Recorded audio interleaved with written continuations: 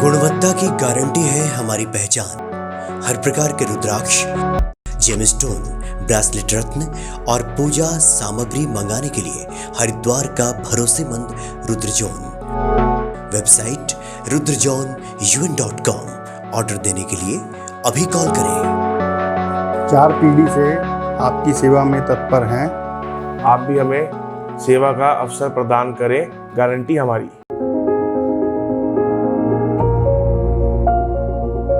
जी जी।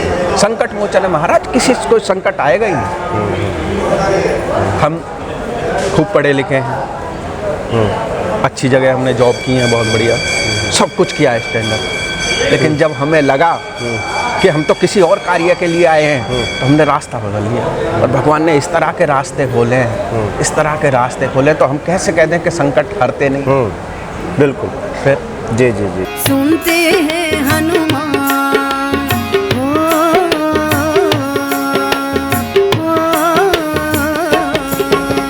सुनते हैं हनुमान, सुनाने वाला चाहिए, सुनाने वाला चाहिए।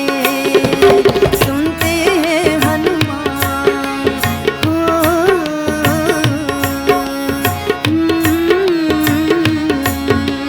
सुनते हैं हनुमान, सुनाने वाला चाहिए, सुनाने वाला चाहिए। कहीं भी आ जाते हैं बुलाने वाला चाहिए, बुलाने वाला चाहिए। सुनते हैं हनुमान,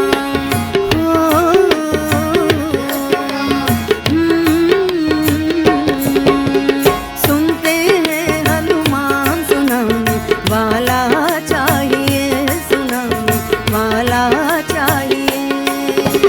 कहीं भी आ जाते हैं बुलाने वाला चाहिए, बुलाने वाला चाहिए।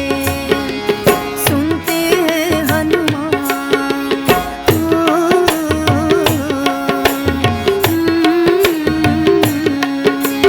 सुनते हैं हनुमान, सुनाने वाला चाहिए, सुनाने वाला चाहिए।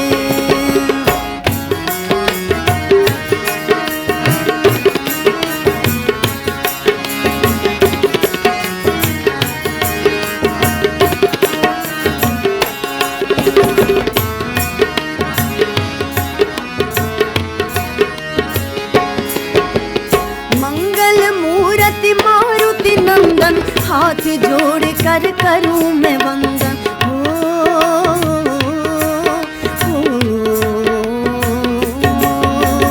मंगल मूर्ति मारुति नंदन, हाथ जोड़ कर करूं मैं वंदन। मानते हैं हनुमान,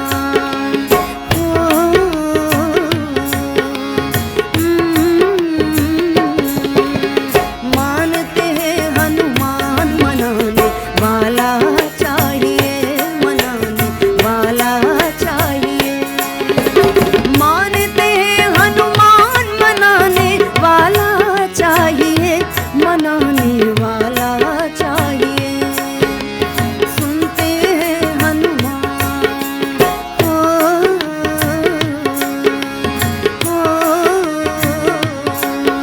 जय सिया राम।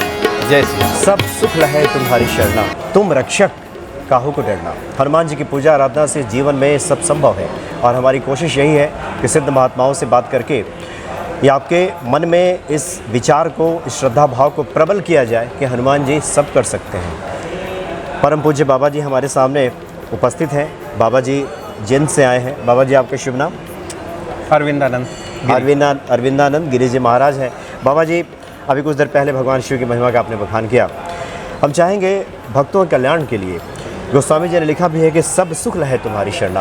क्या हनुमान जी की पूजा आराधना से इस कलयुग में सब संभव है? हनुमान जी तो एक वो देव हैं जिन्होंने भगवान के भी संकट हर लिए। भगवान जी को भी उस समस्या से निकाल लाए थे जिस समस्या में भगवान ने अपने घुटने नीचे टेक दिए थे कि अब क्या होगा। भगवान ने जब ये विचार कर लिया था कि अब तो व्यवस्था नहीं बन पाएगी, तब हनुमान जी समुद्र को लाग गए। हनुमान जी भी शिव के अवतार हैं। हनुमान जी, आपके पास कोई व्यवस्था नहीं है, आप सिर्फ हनुमान जी को एक आराध्य मान लें। हनुमान जी का आप कुछ नहीं कर सकते, हनुमान चालीसा नहीं पढ़ सकते, कुछ नहीं पढ़ सकते। आप किसी कार्य को जा रहे हैं और 11 बार हनुमान जी का नाम आप जप लें, वो सारे कार्य अपने आप सिद्ध हो जाएंगे। तो जिस देव के नाम लेने मात्र से संकट हट जाते, बार जय हनुमान जी, जय हनुमान जी, ऐसा भी कर हाँ, लिया। ऐसा भी कर लिया जाए। जिस आराध्य का नाम लेने से संकट हट जाते हैं, तो उस देव की महिमा क्या हो, जिसने दूसरों के लिए, क्योंकि हनुमान जी कभी अपने लिए नहीं जिए, जिस देव ने दूसरों के लिए सब कुछ निछावर कर दिया हो, सबकी सेवा में। हनुमान जी तो हमेशा सबकी सेवा में तत्पर रहते हैं। ऐसा नहीं है कि हनुमान जी आपके लिए नहीं आएंगे या मेरे लिए नहीं आएंगे या उनके लिए नहीं आएंगे, ना ना ना, आप पुकारो तो सही, वो सबके लिए दौड़े चले हैं। और हनुमान जी आज भी जीती जागती एक जो है मिसाल है, क्योंकि हमारे थानापति सुमित गिरी महाराज जी बताते हैं कि हनुमान जी की एक ऐसी व्यवस्था है कि आदमी कहीं कितनी भी भय में हो, और उस भय में अगर वो हनुमान जी के नाम का जप कर लेता है, और ज़्यादा नहीं करता, थोड़ा सा भी कर लेता है, तो भय नज़दीक नहीं है। जिस व्यक्ति को भय की वजह से निंद्रा ना आती है, वो रात को हनुमान जी का नाम लेके सोते हैं, बहुत अच्छी निंद्रा आएगी। जो व्यक्ति निंद्रा में डर जाते हैं, वो हनुमान जी का नाम ले, बिल्कुल नहीं डर भय होगा। तो हनुमान जी, और रही हनुमान जी का भी यही है कि हनुमान जी को भी कोई ऐसा नहीं है कि कोई वस्तु प्यारी है, उन्हें तो प्राणी प्यारा है बस। उनके लिए तो एक ही भोजन है कि आप जय श्री राम रटे जाओ और हनुमान जी का भोग लगाए जाओ। सबसे बड़ा भोग उनके लिए, हनुमान जी के लिए श्री रामचंद्र जी का जप, और हनुमान जी का जप करो, सारे संकटों को एक तरफ, वो आपको पता नहीं चलेगा कि उनको कौन लेके चला गया। तो ये तो हनुमान जी की व्यवस्थाएं बिल्कुल बहुत अद्भुत और निराली हैं। उनको आप जो है, अगर मैं कहूँ कि भी एक ग्रंथ लिखा जाए इसके ऊपर, तो मेरे ख्याल से तो मुझे तो नहीं लगता कि उसको हम ताउम्र पूर्ण कर पाएंगे। जिस तरह की उनकी महिमा, जिस तरह का उनका कार्य है, यम कुबेर दिक्पाल जहाँ थे कवि को विद कह सके कहाँ, उनकी महिमा का बखान नहीं हो सकता। अच्छा बाबा जी, चूँकि आप लगातार साधना में आप जैसे महानुभाव रहते हैं, भक्तों के कल्याण के लिए कई बार चूँकि जो सांसारिक लोग हैं, हम जैसे लोग हैं, किसी कामना के तहत हनुमान जी के पास जाते हैं, कामना पूर्ति में कई बार किसी कारण से विलम्ब अगर हो जाता है तो लोगों की आस्था थोड़ी डिगने लगती है। ऐसे लोगों को क्या संदेश दें? ऐसा है कि आस्था, वो अपनी परिस्थिति तो जानते नहीं हैं और देवों पे दोष लगा देते हैं।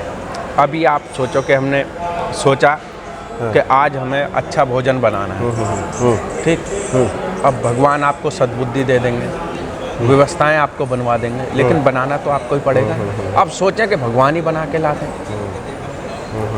तो ये कई सारी चीज़ें होती हैं जो हम ये सोचते हैं कि हमारा सब कार्य भगवान कर दें, हम कुछ ना करें।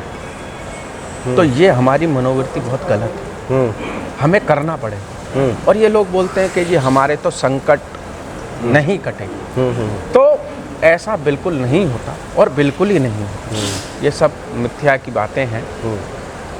इन सब चीज़ों का कोई तात्पर्य भी नहीं है। जी जी, जब भगवान की शरण में आते हैं तो संकट कटते हैं। हम अपने माँ बाप के पास जाते हैं, कोई समस्या होती है तो तुरंत निवारण होता है उसका। तो ये तो सारे संसार के माँ बाप हैं, इनके पास क्यों नहीं होगा? तो ये तो सिर्फ लोगों की एक भ्रांति है। मतलब लोगों को जो है ना, क्योंकि जीभ में हड्डी तो होती नहीं है, और इससे जब आदमी बोलता है तो बड़ा बहुत मतलब क्या बोलेंगे, तो बहुत ऐसे निर्मलता से बोलता है कि भाई उससे अच्छा और उससे निर्मल कोई प्राणी नहीं। तो ये सारी व्यवस्थाएं हैं, ऐसा नहीं है कि नहीं होती। अगर मनोकामनाएं पूरी नहीं होती महाराज, तो रामचरितमानस में इतना गुणगान आप सुंदरकांड करके तो देखो कैसे मनोकामना पूरी नहीं है। करेंगे है नहीं। अभी किया, सुंदरकांड करने लग गए, 4 पन्ने आगे पढ़ दिए, 5 पीछे पढ़ दिए और 10 मिनट में जो है व्यवस्था बना दी कि जी हमारा तो 35 मिनट में पूरा हो।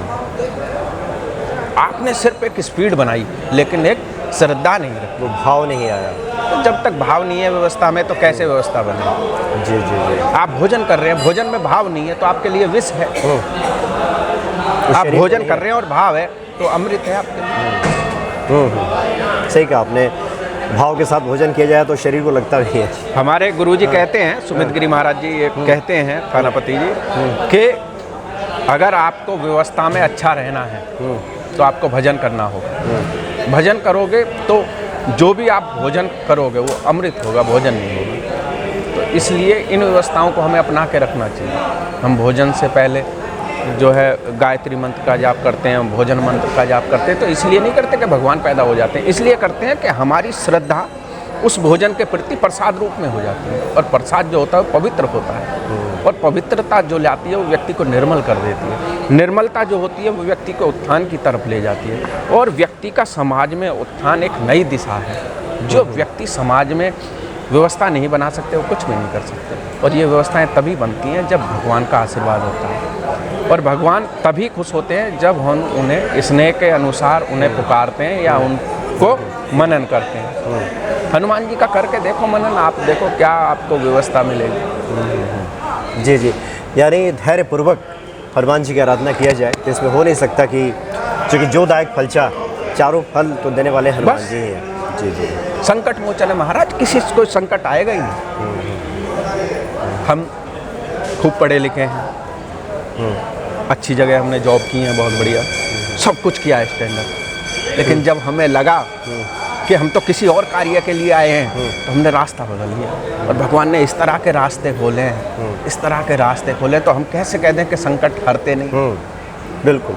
फिर जी जी जी जी। चलो बाबा जी, बहुत बहुत धन्यवाद आपका। आपने जय श्री हनुमान राम। जी के प्रति जिस महिमा का बखान किया है, निश्चित तौर पे भक्तों के हृदय में श्रद्धा और विश्वास को बढ़ाने वाला साबित होगा, हम ऐसी उम्मीद करते हैं। बहुत बहुत धन्यवाद आपका। जय श्री राम। जय सिया राम।